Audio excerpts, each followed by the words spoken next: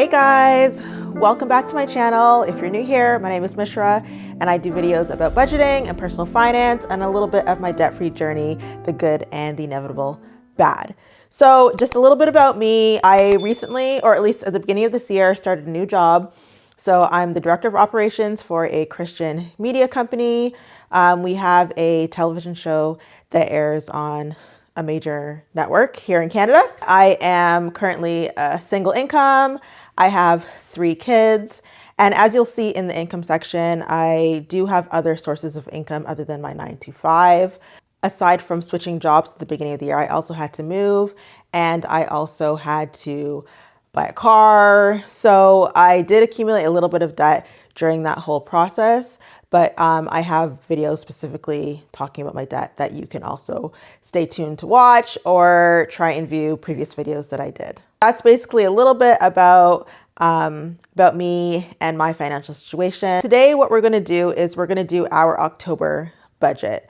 And so the way I like to do things is when I'm doing my October budget, I look at my month overall. And that's basically to see the money I have coming in, the expenses I have going out, and then for me to kind of see if there's anything left over. And so I do that in a spreadsheet because, you know, there's formulas and it's easily calculated and I can right away see what I have left over. And so I do use a template from a Canadian content creator here on YouTube. Her name is Gabby. I do have her template below and I'll just show a little bit of what it kind of looks like. But I really like the template because if you're into manually entering your expenses, it will populate all of your categories, the actuals, and then it will also update your bank account balances as you go through. So I really, really like it. I really enjoyed it while I was using it. It's just because of time, I don't really have the time to input my stuff manually. So what I do instead now, after I've done that month kind of layout, I do my paycheck budgeting through YNAB. So YNAB is You Need a Budget. It's an app. You can use it on your phone. You can also use it on the computer. I primarily use it on the computer, and it syncs your bank accounts and all your transactions are downloaded, and then you may just have to kind of categorize them. But then when you get your funds for your paycheck, then you assign them to the different categories. And so that is what I normally do more on a weekly basis. But today what we're going to do is our month of October. So I am going to use the spreadsheet, but I'm not going to screen share this time. I'm just going to put it up on the screen and then kind of talk through it. I do also have a code for YNAB below, or if you want to look at any of my previous videos specifically about YNAB, you can do that. And the code below gives you a 34-day free trial. And if you decide to continue with the subscription, I get a month free, basically. Also, subscribe to my channel. I'd love to have you here. You can come along for my journey. But anyways, let's just get into our budget. So I'm just gonna be looking at my computer here. If you see me looking down, first we're gonna start off with my income. So I do have my 9 to 5 income. And so this month I will be bringing in $7,049. And so I will say that I do, because of my position, I do get a tax credit from the government, from the CRA, and they allow me to claim that tax at source, so through payroll. So instead of getting a lump sum tax refund at the end of the year or whenever you file your taxes, I'm allowed to take that tax credit throughout the year. And so because of that, that's why my income is as high as it is, because my income tax went from like $1,800 they were deducting now down to closer to $600. So that's just to explain that, because I know that being my net can kind of look kind of big compared to what I actually really make. So there's that. And then I have side hustle income. So I do bookkeeping and stuff like that on the side. And so this month I expect to receive $1,200. I will be adjusting the cost of my services coming up soon. So this may increase a little bit in the months coming. I mean, that will be good for me.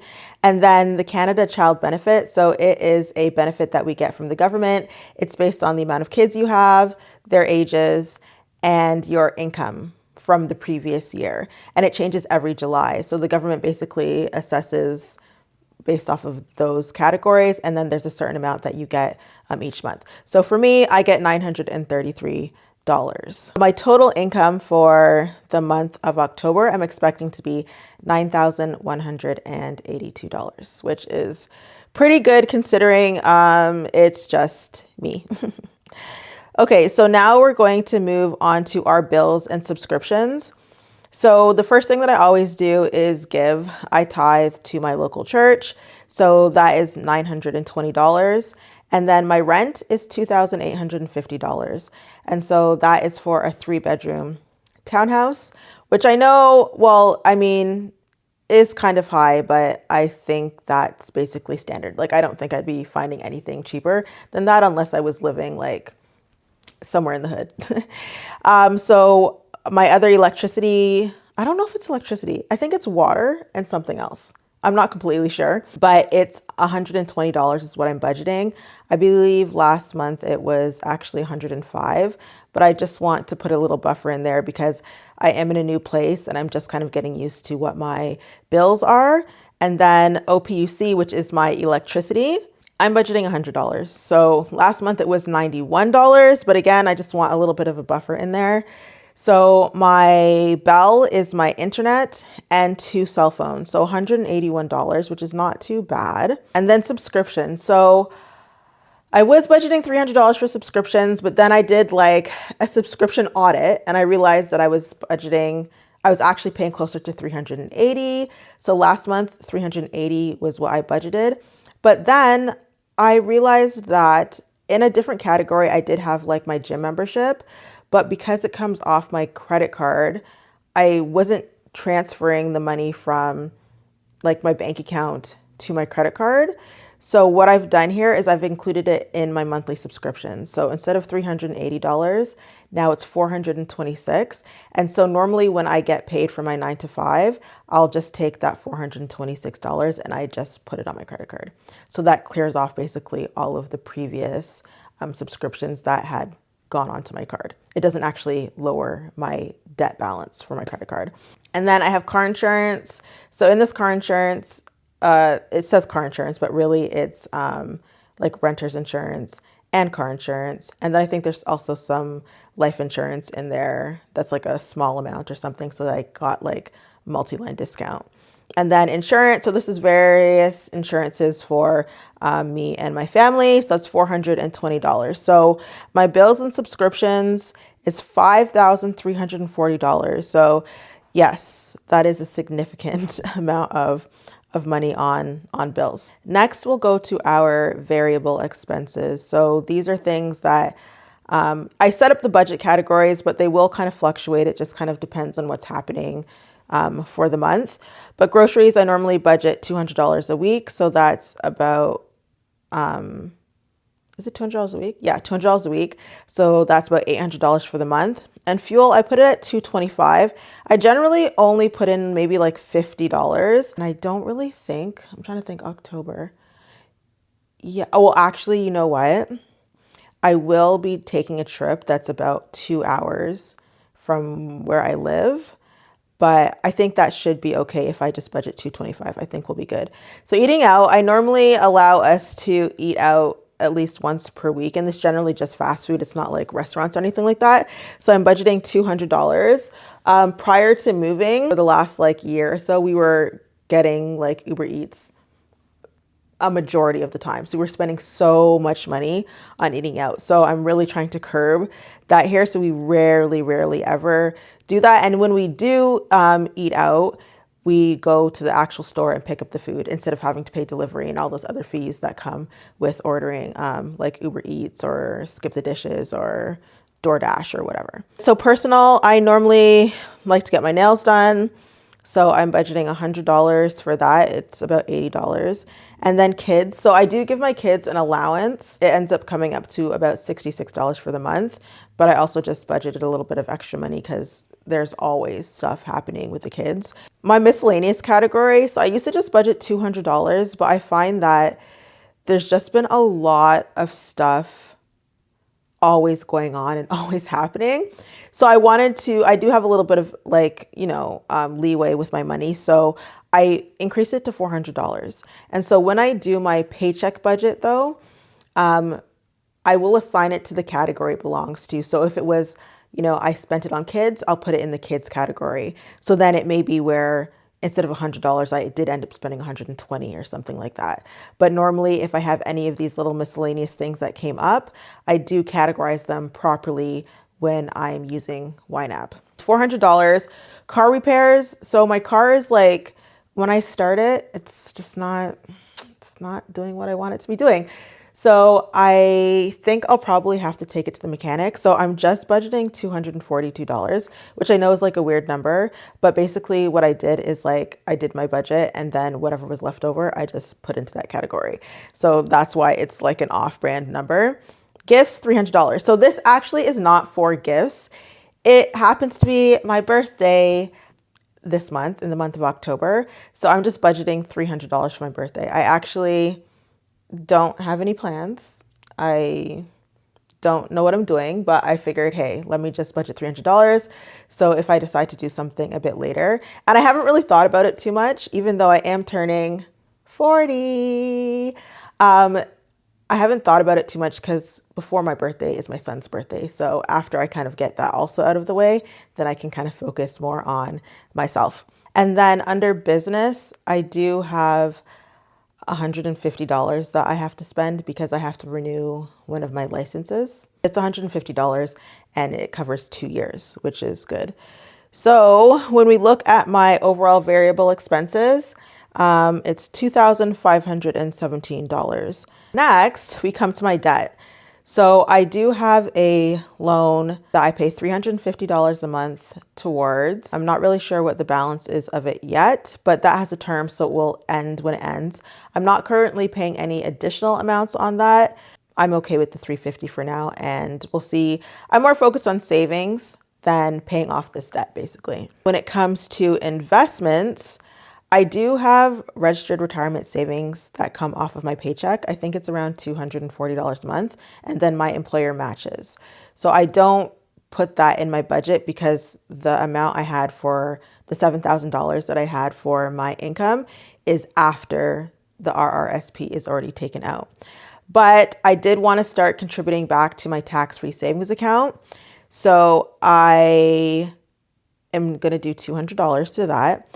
And then my kids' education savings plan, I contribute $75 a month. Again, that will increase once, my debts are paid off and I'm in a better, financial position when it comes to that. And then each month in my Wealthsimple, I just contribute $50, which I'm happy to say that I had a goal of putting aside $1,000 as like a little mini emergency fund. And I have done that. So I have reached $1,000. So this $50 is kind of building on that, in addition to, the $200 that I have in my tax-free savings account. So technically, right now I actually have $1,200, but they're just in 2 separate accounts. When I was transitioning from where I lived before to where I'm living now, purchasing a car, I did accumulate some debt. And then I used to use my credit card I would buy groceries on my credit card and then pay it off when I got paid. I'd buy gas on my credit card and then pay it off when I got paid. But then I was also accumulating some debt. So I wanted to just see what was debt that was accumulating, what was I actually paying off. So I never used to be paying interest or anything. I would always pay it down. But then it came to a point where I wasn't paying it off completely and I was starting to accrue interest. So what I did is I decided to stop using my card for my groceries and my gas. But in doing that, the balance remained because when I received the money for gas or groceries, instead of putting it on my card and paying it down, I just used it to buy groceries and gas for the next week. So because of that, I do have a balance. I'm trying to pay it down. So I'm hoping that in the month of October, I can pay $500 towards my credit card. And I think that will make good progress. And hopefully by the end of the year, I would be able to pay off the extra debt off my credit card. The final thing is savings. So Christmas is coming up. I haven't saved anything for Christmas. My kids are pretty easy going when it comes to Christmas. I guess they don't, they're not into flashy things. And I think that's just kind of how they were raised or whatever. So my budget for Christmas is going to be $300, basically $100 per kid. You know, if I decide to pick up anything like here and there, these little things, that's fine. And I'll add to that. But my budget is actually going to be $300. So the plan is to save $150 in October and $150 in November. And the thing about my kids is that they also receive gifts from like their grandparents and stuff like that. So they do end up receiving quite a bit of stuff. And I really don't like to just buy them stuff for the sake of buying stuff. I prefer them, you know, to enjoy like experiences, hanging out with family, spending time like in that season, kind of like in fellowship, than, you know, buying them a doll that they end up not even caring about like a month later, or drawing on or destroying or whatever. So I know that's not a big budget. I'm sure some people have, you know, $1,000, like maybe even more. But for us and our family, we just want the focus to be not on the material things of Christmas, but just on like family and that type of thing. So if we look at our budget overview, no rollover from last month, our income is $9,182. Our expenses are $2,517. Our bills are $5,340. And then we're putting $150 into savings, $325 into investments, paying down our credit card $500, and putting $350 on debt. And so that basically is what we call a zero-based budget. It's not to say that there will be $0 in our bank account at the end of the month or at the end of the day, but all the money that came in for the month will equal all the money that we will go out for the month, or that will assign to different places for the month. So every dollar basically has a job. So that is my zero-based budget for the month of October. Again, if you want to get the spreadsheet, I have that linked below. If you think this video was helpful, or if you have someone that may enjoy budgeting this way, or just getting the insights of someone else's financial situation, share this video, like, subscribe, and I would love to have you come along for this journey. Anyways, until the next paycheck, bye.